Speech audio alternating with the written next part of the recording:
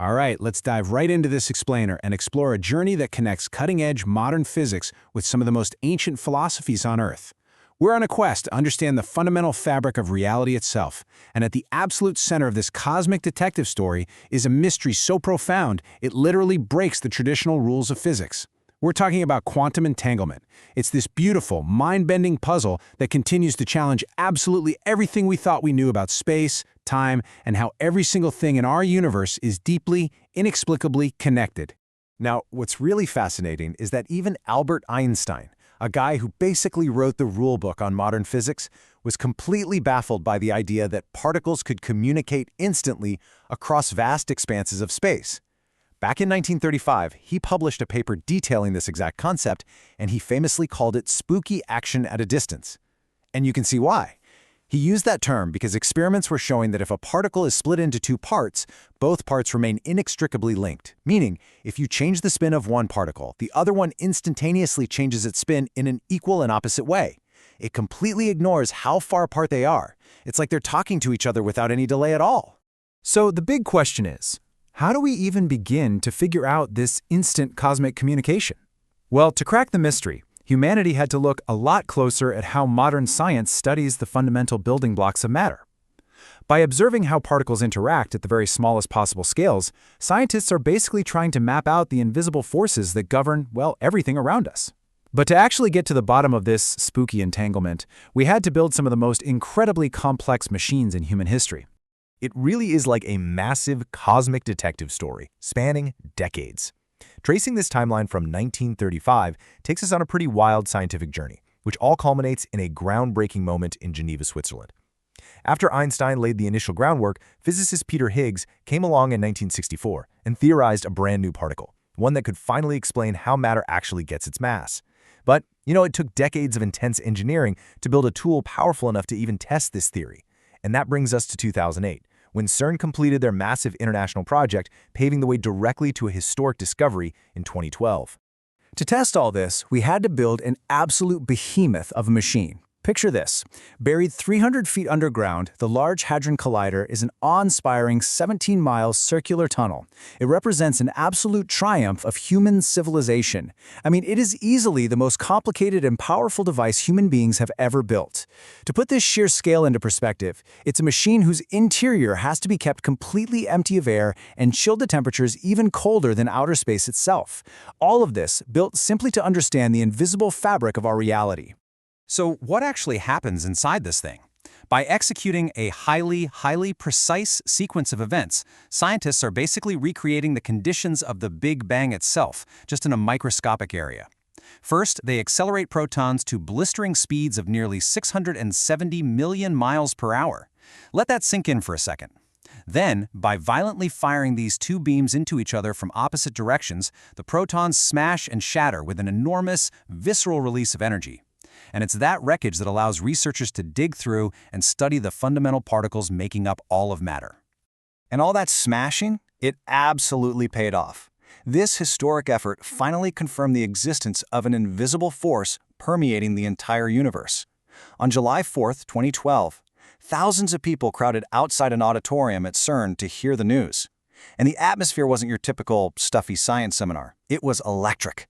They had found evidence for the existence of the Higgs boson, which a lot of people call the God particle. This discovery was a massive milestone because understanding this field of mass brings us a giant step closer to understanding how particles can be so hopelessly entangled across the vast reaches of space. To really grasp how this Higgs field works, imagine the universe is filled with an invisible field of, say, sand or maybe cosmic sugar. When particles interact with this field, they acquire mass. So if a particle is like a ping pong ball skipping lightly on top of the sand, it zips around incredibly fast. But if it gets pushed deep into the sand, it drags, it plods, and it moves really slowly. That interaction, that specific drag, is exactly what gives particles their mass. It allows them to slow down just enough to form the matter that makes up planets, stars, and eventually us. With such a profound discovery, researchers naturally started asking, okay, what else can this particle do? Some theories in physics, like string theory for instance, predict there are actually 10 or 11 subatomic dimensions. Now, we obviously live in a three-dimensional world, but these other dimensions are tiny, like smaller than the particles inside an atom. Some scientists neutrally suggest that discovering the God particle might be the key to unifying all the forces of nature.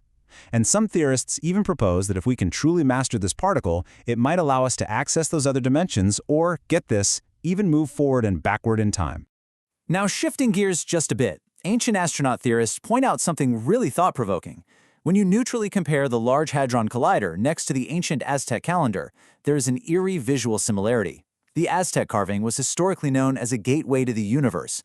So, while the Large Hadron Collider is our modern attempt to unlock the universe's secrets, some theorists find it fascinating to look at the intricate circular design of that ancient Aztec stone and wonder, could advanced beings have understood these cosmic principles of entanglement long ago?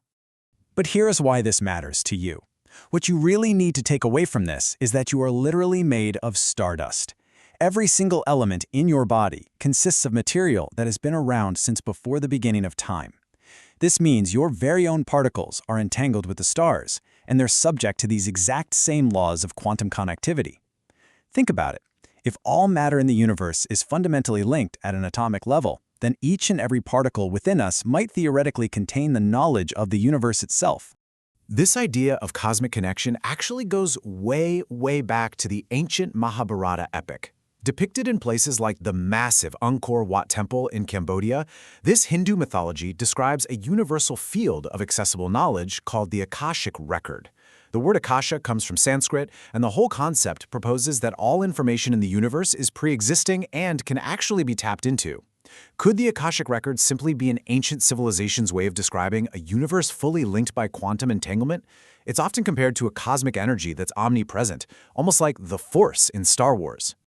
It's a fascinating mystery to consider whether geniuses throughout history were actually tapping into this web of quantum entanglement to receive their brilliant breakthroughs.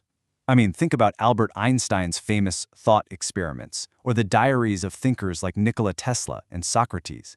They often described receiving inspiration from otherworldly or higher realms. Could the Akashic Record be the source of their inspiration?